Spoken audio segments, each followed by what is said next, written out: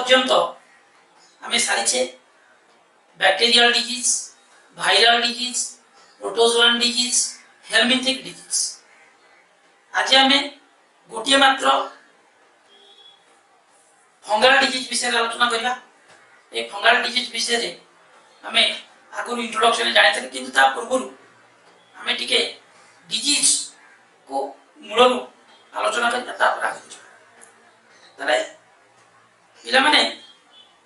आपण माने बुझी परिबेनी जे एई गोटिए वीडियो प्रस्तुत करिया पाई प्रस्तुत करथिया लोक को केते कोन कष्ट आ केते निर्यातना सहयोग पड़े ता परे मध्य तुम मान ठारू सफिशिएंट लाइक भल कमेंट आसुनी। आशा करूची या पर ठारू तुम मान ठारू किछि भल कमेंट आ अधिक लाइक निश्चय हम वीडियो को आसीओ। जदि आपनकर किछि सजेशन थाए ताले कमेंट बॉक्स रे लिखि हमको जणातु, आमे चेष्टा करिबु ताको सुधारिया। तेबे आरंभ करिबा आज fungal disease. The fungal disease review आर बिफोर दैट आमे टिके देखिबा डिजीज रो विभिन्न कॉन्सेप्ट। डिजीज को दुई भागे विभक्त कराइछि, कॉन्जेनिटल डिजीज और genetic disorder and acquired disease. Congenital कहले हमें कोन बुझुचे ना जेउ रोग आमे जन्म समय बापा मान ठारू संगे नहीं कि आसीचे ताकू कहा जाउची कॉन्जेनिटल और जेनेटिक डिसऑर्डर। एबे एठी हमें कॉन्जेनिटल डिजीज विषय किछ पढिबार नाही। एबे हमें केवल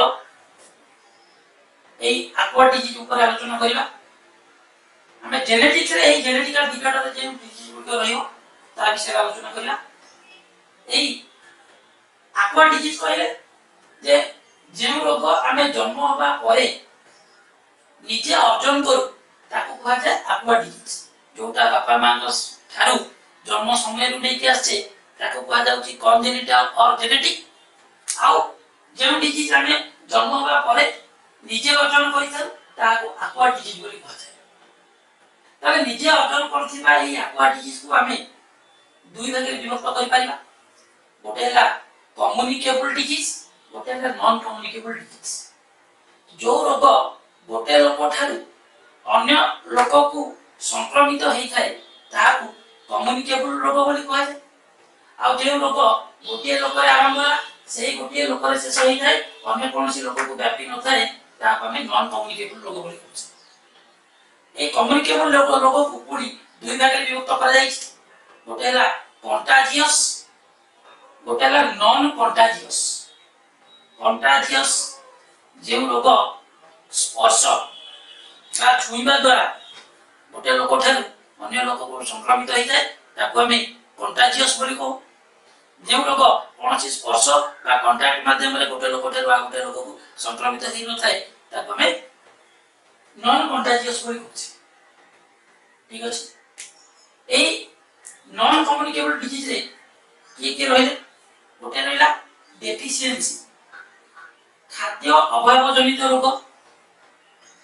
जेपरि आपनकर विटामिन ए अभाव अंगारकरण रोग हुए, नियासिन अभाव पेलेग्रा हुए। ए जो रोग कोनोसी जिनिस जदि हम खाद्य रे शॉर्टेज जो हम कोनोसी रोग हुए ताको हम डेफिशिएंसी रोग बोली कहू। तापर आसला डीजेनेरेटिव। जे रोग रे किछि पार्ट धीरे धीरे क्षय हुए ताको हम डीजेनेरेटिव डिजीज बोली कहू।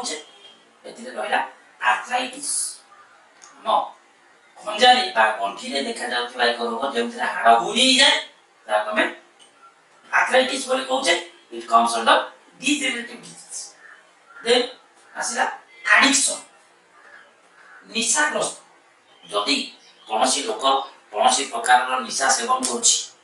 जेपरि पान, बीड़ी, सिगरेट, मद, गंजेई, अफिम कि ताठू उच्च लेवल रो निशा व्यवहार करूछि ताले आमे ताकू एडिक्शन बोली कहूछे। एडिक्शन को आमे डिटेल्स रे आ परे पढिबा। तेनु एडिक्शन रो अर्थ होछि निशाग्रस्त। जदि कोनोसी प्रकार कोनोसी लोक मु जेउ जेउ जिंस गुड कहली ताकू अभ्यासगत भाव रे नियमित सेवन करुए ताल आम से रोग को निशाग्रस्त एक रोग बोली मन रखु। तेणु ये गला आम आडिक्शन अच्छी आलर्जी आलर्जी जहाँ को आम ओडिया अज्ञात बोली पढ़ु अज्ञात ये कौन ना जदि कौन जिनिस आम बॉडी को सूट न करे जदि कौन जिनिस आम शरीर अनुकूल हो न थाए आम शरीर ता विरुद्ध अनेक रिएक्शन देखाए से अनेक रिएक्शन को आम आलर्जी बोली कहूँ ए देह उंडई हो फड़ी जा कि देहर अन्य कौन ब्लड प्रेशर हठात बढ़ी जा कि कमी जा लोक सेंसलेस हो यदि किसी लक्षण देखा जाए आलर्जी बोली कहूँ। मेंटल मानसिक रोग जदि कौन लोकर मस्तिष्क में कौन प्रकार असुविधा रही सी जो रोग पकड़ मेंटल डिजीज बोली कहूँ। देन कैंसर यही कैंसर रोग विषय समस्त जानी कि या आम बहुत भल भाव या विषय पढ़ा एवं आम बुझे कौन नॉन कम्युनिकेबल डिजीज अर्थात गोटे लोक कौन माध्यम दे अन्य लोक को संक्रमित होबार संभावना नहीं से रहा deficiency degenerative addiction allergy mental disease and cancer. एबे हमें देखिबा रिंगवर्म रोग को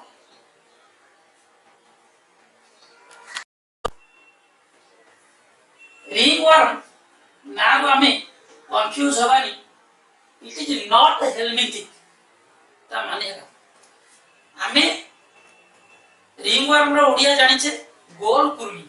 किंतु एठी हम कोनोसी कुर्मी विषय पढ़िया को जाउने ए रोगर ना अछि रिंगवर्म या अदरवाइज टिनिया और डर्माटोफाइटोसिस रोग मध्ये पाछ तले जो रिंगवर्म को हमें ओडिया रे जादू बोली कहू ए रोग को अन्य भाव रे टिनिया बा डर्माटोफाइटोसिस बोली कहू ए रोगर कॉज बा पॉजिटिव ऑर्गेनिज्म किए गोटे फंगस तार ना कोन डर्माटोफाइट डर्माटो शब्द अर्थ है स्किन फाइट फाइटन शब्द आसी फाइट जहाँ अर्थ होची प्लांट अर्थात फंगस होची एक प्लांट जहाँ मनुष्यर चर्म को संक्रमण करे तेणु तार ना दिया जायछि डर्माटोफाइट ताले केउ डर्माटोफाइट ए रिंगवर्म रोग करितानी गोटे माइक्रोस्पोरम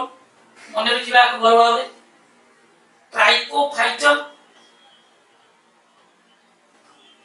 ट्राइकोफाइटम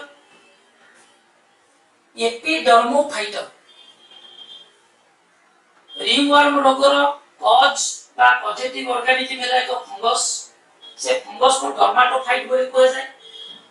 ए डर्माटोफाइट अंडर रे माइक्रोस्पोरम ट्राइकोफाइटम और एपिडर्मोफाइटम परी फंगस रहिछन ता मोड ऑफ इन्फेक्शन ए जादू रोग गोटे लोक ठारो आ गोटे लोकर शरीर को किपरि व्यापी थाए ना कांटेक्ट ट्रांसमिशन जदि कोनसी लोक ठारे ए जादू रोग हिछि अन्य कोनसी लोक ता संस्पर्श रे आसे ताको स्पर्श करे तार लुगापटा व्यवहार करे तार बेड व्यवहार करे बेडशीट व्यवहार करे ताले से लोक को एई रिंगवर्म इन्फेक्शन होवार संभावना अछि। तापर इट इन्फेक्ट्स केराटिनाइज्ड स्ट्रक्चर्स मन रखिबा आम चर्मर केते गुडी अन्य रूप अछि जेपरि कि नख केश आउ चर्म ताले चर्म है मुख्य जिनिस यार केते गुडी डेरिवेटिव होचंती केश आउ नख ताले एई फंगस आम चर्म रूट हेयर केश मूल नख एई सब जगह इन्फेक्शन करे ताले केराटिनाइज रो अर्थ कोन ना केराटिन होची डेड टिश्यू को नै तयारी हेतिबा चर्म रे एक रूप ठीक अछि ताले यह केवल मृत कोष केराटिनाइज टिश्यू को आक्रमण करे यह लिविंग टिश्यू को आक्रमण करि न थाए भल भाव रे हम ए जिंस को मन रखिबा जे यह केवल केराटिनाइज अर्थात मृत केराटिनाइज कोष को आक्रमण करे यह कोनोसी लिविंग सेल को आक्रमण करे नाही ताले कोन पाई या केराटिनाइज्ड टिश्यू को आक्रमण करथाय ना या पाखरे भलो भाबरे एटा मन रखियो जे एई फंगस मान ठारे रहिछि एक एंजाइम तार नाम होछि केराटिनेज एई केराटिनेज एंजाइम माध्यम रे या केराटिन को डाइजेशन करि दिए तेनु या सहजरे केराटिनाइज्ड टिश्यू को आक्रमण करथाय या जीवंत कोष को आक्रमण करि पारे नाही या पाखरे केराटिनेज नामक एंजाइम थिबा जगु या केवल मृत केराटिनाइज्ड कोष जेपरि कि चर्म केश आ नख एई भली जागा को विशेष भाव में संक्रमण करता देन ए रोगर लक्षण कोन केमिति जानिबा गोटे लोक को रिंगवर्म बा टिनिया रोग है सर्कुलर ड्राई स्केली इची एरिथेमाटस आपण मानकु ए जिंस भलो भाबरे बुझिया को आवश्यक मन को तथापि जादू रोग एई भली भाबरे सर्कुलर वृत्ताकार ड्राई सुखिला स्केली काटी छाडुथिबा इची कुंडई होथिबा एरिथेमाटस नाली रंग एरिथ्रस शब्दर अर्थ होछि रेड ताले जो जगह रे एई भली सर्कुलर प्याच देखा जाय से जगहटा साधारणतः नाली रंग देखा जाय सेति पय याकू एरिथेमाटस बोली कुआ जाउछि ताले सर्कुलर अर्थात गोलाकार ड्राई सुखिला स्केली काटी छाडुथिबा जेतु या केराटिनाइड डेड सेल होछि ताले ए रोग हेले सेति काटी छाडि इची ए जगह बहुत जोरे कुंडे ही है एरिथेमाटस नाली रंग देखा जाए रेकरेंट इन्फेक्शंस जदि कोनोसी लोक ठारे रिंगवर्म रोग हेछि मेडिसिन खाइला परे भलो हेछि हमें भाबी दबानी जे से लोक ठारे जादू रोग पूरा भलो हे पुनी किछि दिन परे एई फंगस बॉडी रे एक्टिव हेबे पुनी थरे से अन्य कोनोसी जगह देखा जिवो पुनी थरे हमको एंटी फंगल मेडिसिन ऑइंटमेंट लगे भलो करे पड़िबो पुनी किछि दिन परे जेहेतु ए रोग किछि दिन अंतर रे पुनी थरे एमति आसे सेति पई याकू रेकरेंट इन्फेक्शन बोली बात देन ए रोग पई फेवरेबल कंडीशन कोन अर्थात को बड़ी परिवेश रहले जादू रोग बेसी व्यापी था हीट एंड मॉइस्ट उत्ताप टिके अधिक थिबो वायुमंडल आर्द्र थिबो से समय ए रोग अति सहज रे हम बॉडी रो विभिन्न पार्ट को स्प्रेड करते अर्थात एई फंगस मानकर लाइफ साइकिल को प्रोसीड करबा पई दरकारी एनवायरमेंटल कंडीशन होची हीट एंड मॉइस्ट टिके गरम थिबो वायुमंडल आर्द्र थिबो ताले एई रोग अति सहज रे गोटे जगह रो अन्य जगह मारे देन को जगह रे हुए स्किन पोर्स हम शरीर रो जेउ जगह रे चर्म लोचा कोचा हे मोड़ी हे रहउची से जगह रे एई रोग अति सहज रे व्यापित जेपरि कि हम एई आंगुठी संधि पाद आंगुठी संधि बेक पाखरे चर्म लोचा कोचा हे रही थाए हला काख जंग संधि ए सब जगह रे जेतु चर्म लोचा कोचा हे रहउची तेनु एई जगह को या अति सहज रे संक्रमण करे या सहित एई सब लोचा कोचा जगह रे अधिक केराटिनाइज टिश्यू मिलथांदी तेनु आ पाखरे थिबा केराटिनेज माध्यम से जगह को डाइजेस्ट करे से इन्फेक्शन करे ए डर्माटोफाइट्स एबे ग्रोइन अर्थ होची रिप्रोडक्टिव एरिया मनुष्यर जे अंग जनन क्रिया रे सहाय्य करे सेही अंग गुड़िकर चतुर्पार्श्व रे ए रोग देखा जाय सेही अंग गुड़िकर चतुर्पार्श्व जगह को ग्रोइन बोली कहा जाय मने रखिबा GROIN groin the area surrounding the external genitalia is known as groin the area around external genitalia is known as groin ताले ए external genitalia चारिपटे ए संक्रमण होई पारे टोच पातला मुंडी संधि देन डायग्नोसिस आपण मन भाबुथिले जे जादू रोग हेले कोन परीक्षा निरीक्षा करा जाय साधारण भाबरे जादू रोग को चिन्हट करिया पई कोनसी परीक्षा निरीक्षा करा जाय नाही एथिरे लक्षण देखि सहज रे डॉक्टर जानि पारंती जे रोग को रिंगवर्म बा टिनिया रोग होइछि ओके देन ट्रीटमेंट जेहेतु ए रोगटी फंगस इन्फेक्शन जो होउची तेनु एथि पई साधारणतः व्यवहार करा जाय anti fungal medicines anti fungal medicines अर्थात जो मेडिसिन फंगस एगेंस्ट काम करे ताको हम एंटी फंगल कहूचे जेपरि कि फ्लुकोनाजोल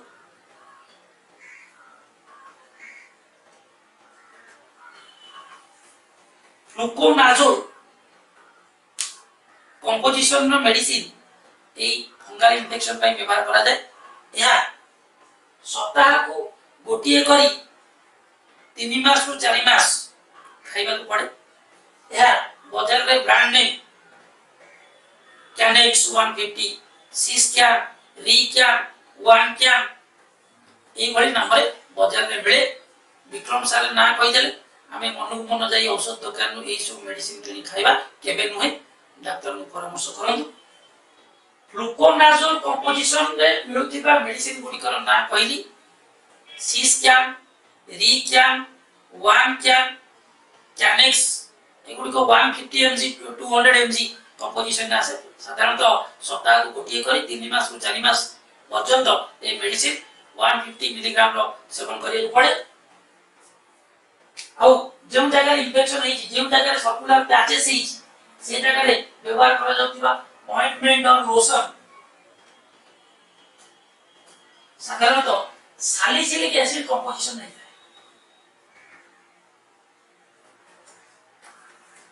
चर्म पई व्यवहार करा जाउतिबा प्रायतः ऑइंटमेंट सैलिसिलिक एसिड कंपोजिशन रो हिता जहा केराटिनाइज स्ट्रक्चर को रिमूव करिबार अति सहयोग करता देन प्रिवेंशन एठी हमें साधारण ज्ञान खटिबा जे जे लोक स्पर्श द्वारा होछि कोन कले हबो नाही अर्थात संक्रमित लोक ठारू आमे जेते संभव दूरे की रहिबा जेपरि ता सहित कोनोसी प्रकार संस्पर्श कांटेक्ट न होय रोगीर कोनोसी towel bed bedsheet pant shirt इत्यादि आमे व्यवहार करिबा नाही सब बेले परिष्कार परिच्छन्न रहिबा चेष्टा करिबा ताले आमे ए रोग को प्रिवेंट कर एबे आमे देखिबा जे एई टिनिया रोग बा रिंगवर्म रोग केवल टिनिया जेनस अंडर रे देखा जाए ता न या अनेक गुड़िया स्पेसीज अछते जो माने मनुष्य शरीर भिन्न भिन्न जगह इन्फेक्शन करता अर्थात ए टिनिया रो नाम भिन्न भिन्न जगह भिन्न भिन्न प्रकार ता विषय में एबे आलोचना करिबा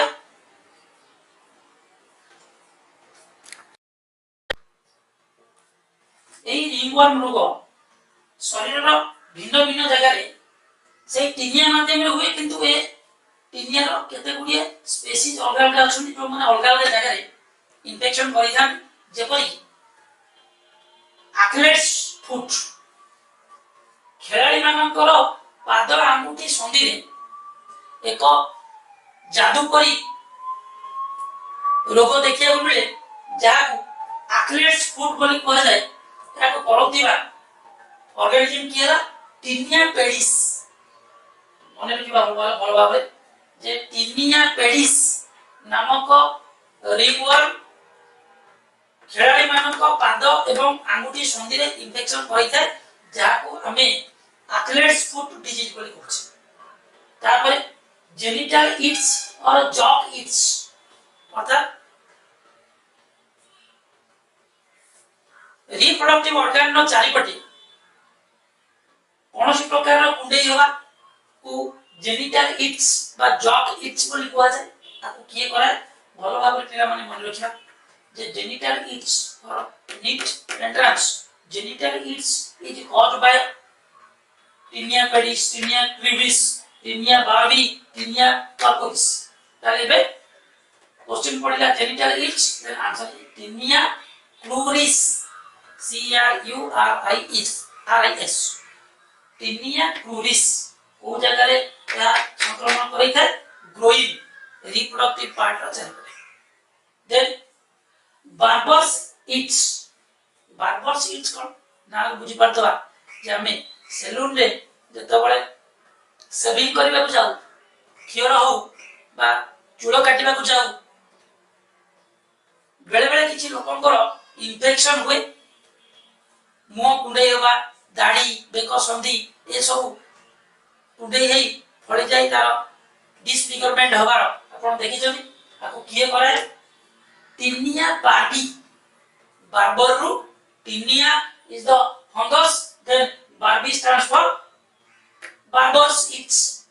तिनिया बार्बी कोठी इन्फेक्शन करै थाए यस मुहरे करै थाए देन रिंगवर्म हमें जहाँ विषय पढ़ुचे टिनिया कर्पोरिस हमें ए पर्यंत जादू रोग विषय जहाँ पढ़िले ताको करूथिबा ऑर्गेनिज्म रो नायला टिनिया कर्पोरिस कोठी एनीवेयर मींस शरीर रो जेउ जेउ जगह सबु केराटिनाइज जेकी अछि से जगह देखा जाय ए रोग रिंगवर्म टिनिया कर्पोरिस ताले एठी शेषला हमर रिंगवर्म डिजीज या पर हमें पढ़िबा डिजीज भयंकर रोग कैंसर विषय।